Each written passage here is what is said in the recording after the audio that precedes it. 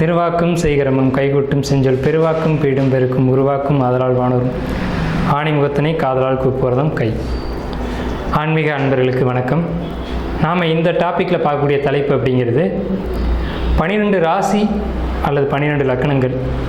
இந்த 12 ராசிக்காரங்களும், அதாவது குறிப்பிட்ட அந்த லக்னக்காரங்க, இந்த ராசிக்காரங்க போய் வழிபட வேண்டிய கோயில் எது, போகக்கூடாத கோயில்கள் எது அப்படின்ற விஷயத்தை தான் நம்ம பார்க்குறோம். அது என்ன சார், போகக்கூடாத ஆலயம்னு இருக்குமா அப்படின்ட்டு நீங்கள் கேட்குற மைண்ட் வாய்ஸ் எனக்கு கேட்குது. என்னென்னு கேட்டிங்கன்னா, எல்லாருக்கும் எல்லா விஷயங்களும் சரியாக இருக்கிறது இல்லை. அப்போ ஒரு சிலருக்கு ஒரு சில ஆலய வழிபாடுகள் சாதகமாக இருக்குது, ஒரு சிலருக்கு ஒரு சில வழிபாடுகள் பாதகமாக இருக்குது. இப்போ அவங்கவுங்களுடைய கிரக நிலைகளை பொறுத்து அது நம்ம அமையுது. இப்போது நம்ம ஒரு காய்ச்சல் போனோம் அப்படின்னா காய்ச்சலுக்கான மருத்துவத்தை மட்டும்தான் நம்ம எடுத்துக்கணும். தலைவலிக்கான மருத்துவத்தை எடுத்துக்கிட்டோம் அப்படின்னா அது தப்பாயிடும். அது மாதிரி தான் என்ன பிரச்சனையோ அதுக்கான தீர்வுகள் நம்ம ஜாதகத்தில் சொல்லப்பட்டிருக்கும். அந்த மாதிரி தான் அந்த 12 ராசிக்காரங்களுக்கும் 12 லக்னக்காரங்களுக்கும் அந்த லக்னத்தை பொறுத்தும் ராசியை பொறுத்தும் கிரகங்களை பொறுத்தும் சில வழிபாடுகள் ஏற்றதாகவும் சில வழிபாடுகள் பாதகமாகவும் அமையும். ஸோ அதை தான் நம்ம இந்த வீடியோவில் பார்க்க போகிறோம். இப்போ முதலாவது ராசியான மேச ராசி. இப்போ மேஷம் அப்படின்னு சொல்லிட்டோம் அப்படின்னாலே இது காலபுருஷ ராசிக்கு முதலாவது ராசி வருது. அதாவது தாய்க்கு தலைமகன் அப்படின்னு சொல்கிற மாதிரி இந்த ராசிக்கு, இந்த லக்னத்துக்கு ஒரு சிறப்பான ஒரு தன்மைகள் உண்டு. என்னென்னா, எப்போவுமே அம்மாவுக்கு பார்த்திங்கன்னா அந்த முதல் குழந்தை ரொம்ப பிடிக்கும். ஏன்னா முதல்ல பிறந்த குழந்தை அப்படின்ற மாதிரி ரொம்ப பிடிக்கும். இந்த ஒரு மேஷம் லக்னம் அல்லது ராசிங்கிறது எல்லாத்துக்கும் ஒரு தலைவனாக இருக்கக்கூடிய ஒரு தன்மையுடைய ஒரு ராசி அல்லது லக்னம்னு சொல்லலாம். எப்படி ஒரு குடும்பத்துக்கு ஒரு தலைமகன் ரொம்ப முக்கியமோ அது மாதிரி இந்த பிரபஞ்சத்தில் மேசராசி அப்படின்றதுக்கு தனி ஏற்றம் உண்டு, தனியான சில மகத்துவங்கள் உண்டு. ஸோ அந்த மகத்துவங்களை உடைய இந்த மேசராசி, இந்த மேஷ லக்னக்காரங்க எப்போவுமே எந்த இடத்துக்கு போனாலும் தலைமை தாங்கக்கூடிய ஒரு பண்புக்கு வருவாங்க.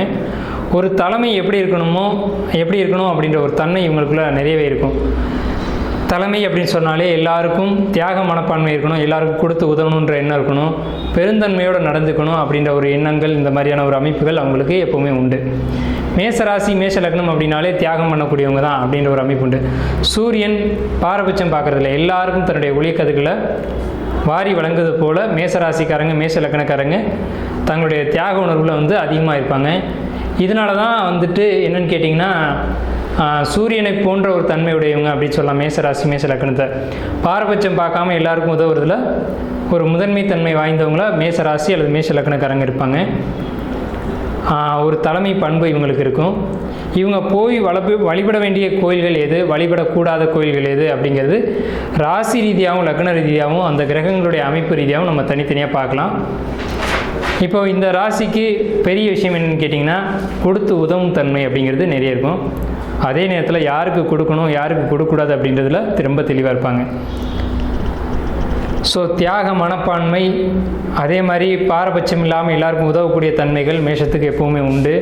மேஷம் தலைமை தாங்கும் அப்படிங்கிறது ஒரே எடுப்பில் நம்ம சொல்லலாம். இந்த மேச ராசிக்காரங்க வழிபட வேண்டிய தெய்வங்கள் அப்படின்னு பார்த்திங்கன்னா, மலை சார்ந்த கோயில்களும் அதே மாதிரி உயரமான மரங்கள் நிறைந்த மலைகள் சார்ந்த கோயில்களை இவங்க வழிபாடு பண்ணலாம். பர்டிகுலராக ரொம்ப குறிப்பாக எடுத்துக்கிட்டோம் அப்படின்னா பழனி வழிபாடு, பழனி முருகனுடைய வழிபாடு அப்படிங்கிறது மேஷத்துக்கு ரொம்பவுமே ஒரு சிறப்பு வாய்ந்த ஒரு விஷயமா இருக்கும். அதே மாதிரி திருவண்ணாமலை, அதே மாதிரி மகாவிஷ்ணுவுடைய அமைப்பில் பார்க்கும்போது அழகர் கோயில், திருப்பதி பெருமாள் கோயில், இந்த கோயில்கள்லாம் பார்த்திங்கன்னா மிக உயர்ந்த அடர்ந்த மரங்களை கொண்ட மலைகளாக இருக்கும். ஸோ இந்த அமைப்பு உடைய கோயில்கள் வழிபாடு கண்டிப்பாக மேஷத்துக்கு தேவை. இவங்க ஜாதகத்தை மிகப்பெரிய அதிர்ஷ்டமாக மாற்றக்கூடிய தன்மை எங்கே இருக்குது அப்படின்னு கேட்டிங்கன்னா, இந்த பர்டிகுலர் நான் இப்போ சொன்னக்கூடிய இந்த பழனி முருகனுடைய அமைப்பில் பார்க்கும்போது பழனியும், சிவ வழிபாடுகள் சைவ சமயத்தில் பார்க்கும்போது திருவண்ணாமலையும், வைணவத்தில் பார்க்கும்போது அழகர் கோயிலும் திருப்பதி பெருமாள் கோயிலும் இவங்களுக்கு வழிபட வேண்டிய கோயில்கள் அப்படின்ற ஒரு தன்மையில் வருது.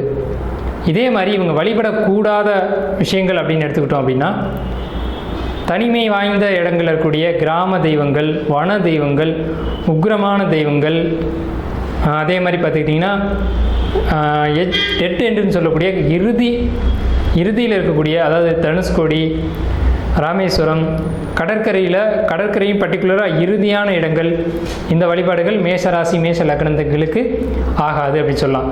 ஏன்னு கேட்டிங்கன்னா, மேஷம் ஒரு உக்கிரமான ராசி, ரொம்ப தைரியமான ராசி, முரட்டுத்தனமான ராசின்னு நம்ம சொல்லலாம். அப்போ இந்த உக்கிரமான தெய்வங்களை இவங்க தொடும்போது அந்த உக்கிரம் இவங்களுக்குள்ள அளவுக்கு அதிகமாக ஏற்படும். அப்படிங்கிறதுனால இந்த வழிபாடுகள் கூடாது அப்படின்றத நம்ம சொல்கிறோம். இப்போ மேஷ ராசி அப்படின்னு எடுத்துக்கிட்டோம்னா, மேஷ லக்னத்தில் தான், அந்த மேஷத்தில் தான் கார்த்திகை நட்சத்திரம் இருக்குது. கார்த்திகை முருகப்பெருமானுடைய நட்சத்திரம். கார்த்திகை முருகனை முழுமையாக எடுத்துக்கொண்ட ஒரு நட்சத்திரம். முருகன் அப்படின்னாலே கார்த்திகை அப்படின்னு ஒரு அமைப்பு இருக்குது. கார்த்திகை பெண்கள் தான் முருகனை வளர்த்தாங்க. பிறகு பார்வதி எடுத்துக்கிட்டாங்க. மீனாட்சியம்மன் அவங்களுடைய புத்திரன் தான். ஆனால் ஒரு குறிப்பிட்ட காலம் வரைக்கும் கார்த்திகை பெண்கள் முருகனை வளர்க்குறாங்க. இந்த கார்த்திகை நட்சத்திரத்துக்கே உக்கிரம் அதிகம். ஏன்னு கேட்டிங்கன்னா, போருக்கென்றே படைக்கப்பட்ட கடவுள் தான் முருகன். ஒரு யுத்தம் நடக்கணும், அந்த யுத்தத்தில் தேவர்கள் ஜெயிக்கணும் அப்படின்றதுக்காக தேவர்களின் படை தளபதியாக முருகனை நியமிக்கிறாங்க. ஸோ கார்த்திகை நட்சத்திரக்காரங்க மேஷ ராசியில் வருவாங்க. கார்த்திகை நட்சத்திரம் மேஷ ராசியில் இருக்குது. அப்போ மேஷ ராசிக்காரங்க அப்படின்னாலே இந்த கார்த்திகை அவங்களுக்கு கனெக்ட் ஆகும். அப்போ அவங்களுக்கு இயல்பாகவே கோபம், உக்ரம், வீரம் அப்படிங்கிறது அதிகமாக இருக்கும். ஸோ இவங்க ஒரு நரசிம்மர் வழிபாடு எடுத்துக்கிறது அப்படிங்கிறது கொஞ்சம் நல்லதையும் கொடுக்கும், ஒரு டேஞ்சரான விஷயமும் கூட. பார்த்து தான் அவங்க வழிபாடு எடுத்துக்கணும். ஆரம்பத்தில் ரொம்ப அதிர்ஷ்டங்களையும் வாரி வழங்கும். இப்போ மேஷ ராசிக்காரங்க, மேஷ லக்னக்காரங்கன்னா நரசிம்மர் வழிபாடு அப்படிங்கிறது அந்த ஜென்ம ராசி லக்னத்தை இயக்கும். ஆனால் அதே நேரத்தில் அந்த உக்ரத்தையும் தூண்டி விடும். ஸோ அந்த கோபத்தை எந்த இடத்துல அவங்க கண்ட்ரோல் பண்ண கற்றுக்குறாங்க அப்படின்றத பொறுத்து தான் இந்த வழிபாடுகளை நம்ம கொடுக்கணும். இவங்க கோபத்தை, உக்ரத்தை கண்ட்ரோல் பண்ணிக்குவாங்க அப்படின்னா இவங்க அந்த வழிபாடை எடுத்துக்கலாம், தப்பே கிடையாது. அது ஜென்ம ராசி நட்சத்திர லக்னத்தை இயக்கக்கூடிய ஒரு தன்மையில் இருக்கும். அதே நேரத்தில் மேஷம் அப்படின்ட்டு சொல்லிட்டாலே இவங்களுக்கு வந்து ரொம்ப வேகம், படபடப்பு, பதட்டம், முந்திரி கொட்டையான ஒரு தன்மை, எதுலேயும் முந்திக்கிட்டு போகக்கூடிய ஒரு தன்மை இவங்களுக்கு அதிகமாக இருந்துக்கிட்டு இருக்கும். ஸோ அப்போ இவங்க வழிபாடுகள் எடுக்கும்போது ரொம்ப கவனமாக எடுத்துக்கணும் அப்படின்றத நம்ம வலியுறுத்தி சொல்கிறோம். அப்போ இது வந்து ராசி லக்ன ரீதியாக நம்ம எடுத்துக்கிட்டோம். கிரக ரீதியாகவும் எடுத்துக்கணும். இப்போது பர்டிகுலராக இந்த சந்தனம் அப்படின்னு சொல்கிறது குருவுடைய காரத்துவத்துக்கு கீழே வருது. அப்போ சந்தனம் அரைத்து பூசக்கூடிய தெய்வங்கள், சந்தனம் விபூதியாக சந்தனத்தை பிரசாதமாக கொடுக்கக்கூடிய தெய்வங்கள், இந்த வழிபாடுகள் மேஷ ராசி மேஷ லக்னம் எடுத்துக்கிட்டாங்கன்னா ரொம்ப பெரிய அதிர்ஷ்டமாக இருக்கும். மஞ்சள் வழிபாடுகள் எடுத்துக்கூடிய தெய்வங்கள், மஞ்சள் பூசி வழிபடக்கூடிய தெய்வங்கள், மஞ்சளை பிரதானமாக வச்சு வழிபடக்கூடிய தெய்வங்கள், இதெல்லாம் இவங்களுக்கு மிகப்பெரிய அதிர்ஷ்டத்தை கொடுக்கும். இப்போ சந்தனம் எடுத்துக்கிட்டோம் அப்படின்னா அழகர் கோயில் எடுத்துக்கலாம். அழகர் கோயிலில் கதவுகள் பூட்டப்பட்டு இருக்கும். அந்த பூட்டப்பட்ட கதவுக்கு சந்தனம் வந்து பூசப்பட்டிருக்கும். அப்போ இந்த வழிபாடு எடுத்துக்கிறாங்க மேஷம் அப்படின்னா ரொம்ப ரொம்ப ரொம்ப பாசிட்டிவான ஒரு தன்மையில் இருக்கும். இவங்களுடைய உக்ரம் அங்கே தனியும். ஏன்னா சந்தனத்துக்கு ஒரு இயற்கையான தன்மை என்னன்னு கேட்டிங்கன்னா, குளிர்ச்சியை கொடுக்கக்கூடியது சந்தனம். ரொம்ப டென்ஷனானவங்க கூட சந்தனம் பூசிக்கிட்டாங்க அப்படின்னா ரொம்ப அமைதியாக மாறிடுவாங்க. அதுக்காக தான் சந்தனம் பூசிக்கணும் அப்படின்றத நம்ம சொல்கிறது. சந்தனம் யார் பூசிக்கணும் அப்படின்னா, மேஷராசி மேஷ லக்னம் கார்த்திகை நட்சத்திரம் கண்டிப்பாக தினமும் சந்தனம் அப்படிங்கிறத அணிஞ்சிக்கணும். அது சும்மா பொட்டு மாதிரிலாம் வைக்கக்கூடாது. நல்ல நெத்தி நிறைய பூசிக்கிறாங்க அப்படின்னா அவங்களுக்கு வந்து ரொம்ப அதிர்ஷ்டமாக அது மாறும். சந்தன நிறங்களை பயன்படுத்துறது, மஞ்சள் நிறங்களை பயன்படுத்துறது மேஷ ராசி மேஷ லக்னத்துக்கு மிகப்பெரிய அதிர்ஷ்டங்களை நிச்சயமாக கொடுக்கும். அதே மாதிரி இந்த சந்தனம் அமைப்புடைய தெய்வ வழிபாடுகள் உங்களுக்கு ரொம்ப பாசிட்டிவாக இருக்கும். இப்போ இதுவே மேஷத்தில் ஒருத்தர் பிறந்திருக்காங்க, மேஷத்திலேயே செவ்வாய் இருக்குது அப்படின்னு சொல்லிட்டோம் அப்படின்னா இவங்க நரசிம்மர் வழிபாடு கட்டாயம் எடுத்துக்கலாம், முருகன் வழிபாடு கண்டிப்பாக எடுத்துக்கலாம். அது மிகப்பெரிய அதிர்ஷ்டத்தை கொடுக்கும். அதே செவ்வாய் விருச்சிகத்தில் இருக்குது அப்படின்னு சொல்லிட்டோம் அப்படின்னம்னா இவங்க நரசிம்மர் வழிபாடோ முருகனுடைய வழிபாடோ கட்டாயம் எடுத்துக்கூடாது. வன தெய்வங்களுடைய வழிபாடு, காவல் தெய்வங்களுடைய வழிபாடு, உக்ர தெய்வங்களுடைய வழிபாடு நிச்சயமாக எடுத்துக்கக்கூடாது அப்படின்னு தான் சொல்லணும். ஸோ அப்போ அந்த செவ்வாயினுடைய நிலையை நம்ம கவனிக்கணும்.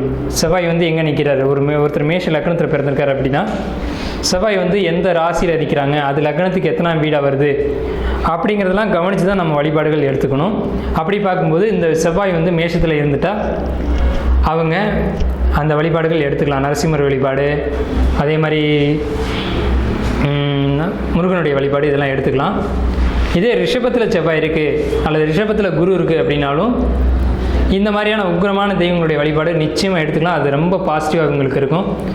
குறிப்பாக விவசாய நிலங்களுக்குள்ளே இருக்கக்கூடிய தெய்வங்களுடைய வழிபாடு இவங்களுக்கு ரொம்ப பாசிட்டிவாக இருக்கும். செவ்வாய் வந்து ரிஷபத்திலேயோ அல்லது குரு ரிஷபத்திலேயோ இருந்தால் இவங்க எடுத்துக்கலாம்.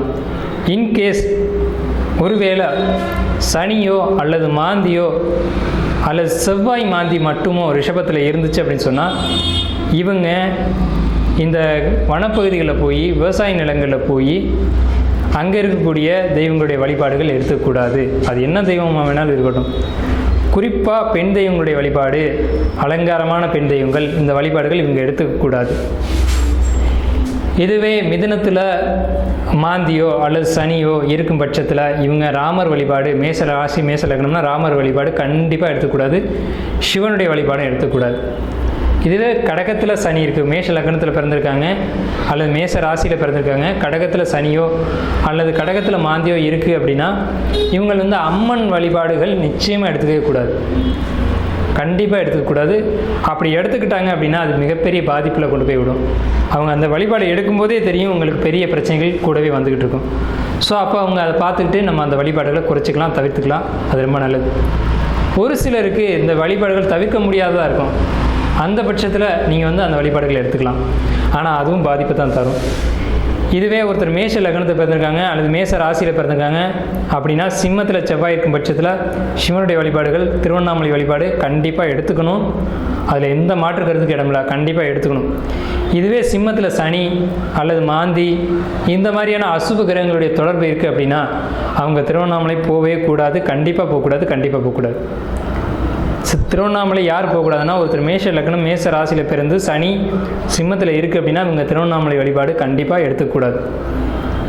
ஸோ இதுவே கண்ணியில் குரு இருக்குது அப்படின்னா சப்தகனியினுடைய வழிபாடு நிச்சயமாக எடுத்தே தீரணும், மேச ராசி மேச லக்னம். அதுவே கண்ணியில் சனி அல்லது மாந்தி இந்த மாதிரி அசுபகிரகங்களுடைய தொடர்பு இருக்குது அப்படின்னு சொன்னால் சப்தகன்னி வழிபாடு இவங்க கட்டாயம் எடுத்துக்கக்கூடாது, அது பெரிய பாதிப்பில் கொண்டு போய் விட்டுரும். இதுவே துலா ராசியில் குரு அல்லது செவ்வாய் இருக்கும் பட்சத்தில் இவங்க காவல் தெய்வங்களுடைய வழிபாடு எடுத்தே தீரணும், கண்டிப்பாக எடுக்கலாம். எடுத்துக்கினா ரொம்ப பாசிட்டிவாக இருக்கும். இதுவே துலாத்தில் சனி அல்லது மாந்தி இருக்காங்க அப்படின்ற பட்சத்தில் இவங்க காவல் தெய்வம், குதிரையேறும் தெய்வம், வன தெய்வங்களுடைய வழிபாடு எடுத்துக்கக்கூடாது.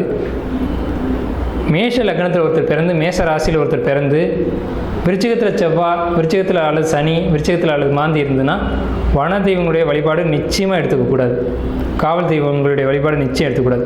அப்போ என்ன எடுத்துக்கலாம்னு கேட்டிங்கன்னா சாத்வீகமான தெய்வங்கள், அமைதியான தெய்வங்கள், நகரத்தில் இருக்கக்கூடிய தெய்வங்கள், இந்த வழிபாடுகள் எடுத்துக்கலாம்.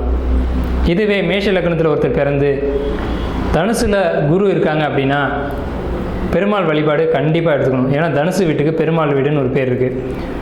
தனுசு வீடு ஆஞ்சநேயர் குறிக்கக்கூடிய வீடு. அப்போ அனுமன் வழிபாடு மேஷ லக்னத்தில் பிறந்தவங்களுக்கு ரொம்ப பெரிய பாசிட்டிவாக இருக்கும். நீங்கள் எந்த கிரக அமைப்பையும் பார்க்க வேண்டியதில்லை.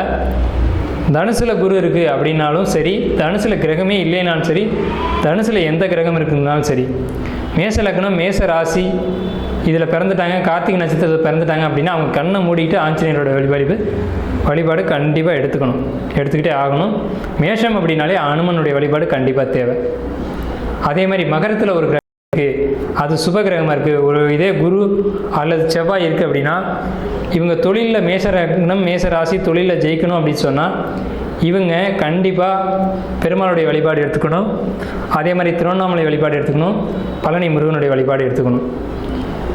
அதே மாதிரி வன தெய்வங்கள், உக்ர தெய்வங்களுடைய வழிபாடை இவங்க குறைச்சிக்கணும். யார் மேச ராசி மேச லக்னம் 10ஆம் இடத்துல குரு அல்லது சுப கிரகங்கள் சுக்கிரனோ இருந்துச்சு அப்படின்னு சொன்னால் இவங்க உக்ர தெய்வங்களுடைய வழிபாடு முடிஞ்ச வரைக்கும் அதிகபட்சம் எடுத்துக்கக்கூடாது. அதே சமயத்தில் உக்ர தெய்வம் தான் முருகன்.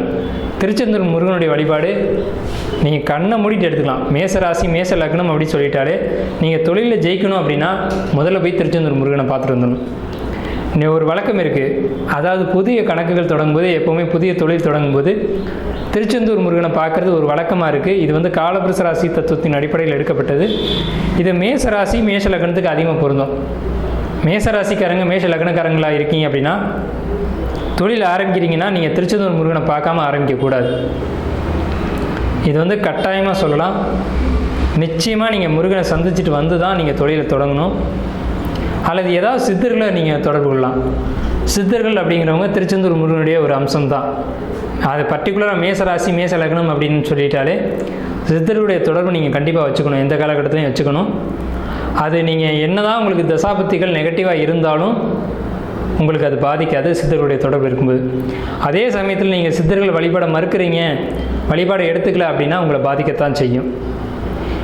இதுவே ஒரு மேச ராசி, மேச லக்னம், கார்த்திகை நட்சத்திரம் அல்லது அஸ்வினி பரணி நட்சத்திரம் அப்படின்னு நீங்கள் எடுத்துக்கிட்டிங்கன்னா, கும்பகோணம் கும்பேஸ்வரருடைய வழிபாடு பொதுவாக 12 ராசி 12 லக்னத்தில் யார் பிறந்தாலும் சரி, ராசி லக்னம் தெரியாதவங்களாக இருந்தாலும் சரி, தொழில் தொடங்குறீங்க, தொழிலில் லாபம் இல்லை, தொழில் பிரச்சனையாக இருக்குது அப்படின்னு நீங்கள் நினச்சிக்கிட்டீங்க அப்படின்னாவே கும்பகோணம் ஆதி கும்பேஸ்வரர் கோயில் போயிடணும். உங்கள் ஜாதகம் தேவையில்லை, உங்களுடைய ராசி தேவையில்லை, உங்களுடைய லக்னம் தேவையில்லை. கும்பகோணம் கும்பேஸ்வரர் வழிபாடும் அந்த மந்திர பீடேஸ்வரர் வழிபாடும் உங்களுக்கு பெரிய பாசிட்டிவான ஒரு அமைப்பை தொழிலை கொடுக்கும். இதுக்கு ஜாதகமே தேவையில்லை, உங்களுடைய ராசி லக்னங்கள் தேவையில்லை. நீங்கள் கும்பகோணம் கும்பேஸ்வரருடைய வழிபாடு நீங்கள் தாராளமாக எடுத்துக்கலாம். அம்பாளுடைய பேர் வந்து பருவதவர்த்தினி, மந்திர பீடேஸ்வரி, மந்திரேஸ்வரி, இப்படி பல பேர்கள் அம்பாளுக்கு இருக்குது. ஆயிரக்கணக்கான கோடிக்கணக்கான மந்திரங்களை வந்து சிவன் வந்து அம்பாளுக்கு அந்த கோயிலில் கொடுத்துட்டு தான் அங்கே வரலாறு இருக்குது. அகத்தியருடைய ஜீவசாமதியும் கும்பகோணம் கோயிலில் தான் இருக்குது. ஸோ நீங்கள் அந்த வழிபாடுகள் நீங்கள் எடுத்துக்கலாம். மேசராசிக்கு ரொம்ப பாசிட்டிவாக இருக்கும் அது. ஆனால் மேசராசிக்கு பாதக வீடு தான் கும்ப வீடு. ஆனால் தொழிலுக்கு அவரை தான் பிடிக்கணும், இந்த கோயிலுக்கு தான் போய் வழிபாடு பண்ணணும். அப்போ இது வந்து பாதிச்சிடாதா அப்படின்னு கேட்டிங்கன்னா, இது ஒரு பிரீத்தியான ஒரு வழிபாடு தான். அதாவது சாந்தி செய்யக்கூடிய ஒரு முறை தான் இது. நீங்கள் மேச ராசிக்காரங்க, மேச லக்னக்காரங்களாக இருந்துட்டீங்க அப்படின்னா கும்பகோணம் போகாமல் உங்கள் வாழ்க்கையில் ஒரு தீர்வு நிச்சயமாக கிடைக்கவே கிடைக்காது.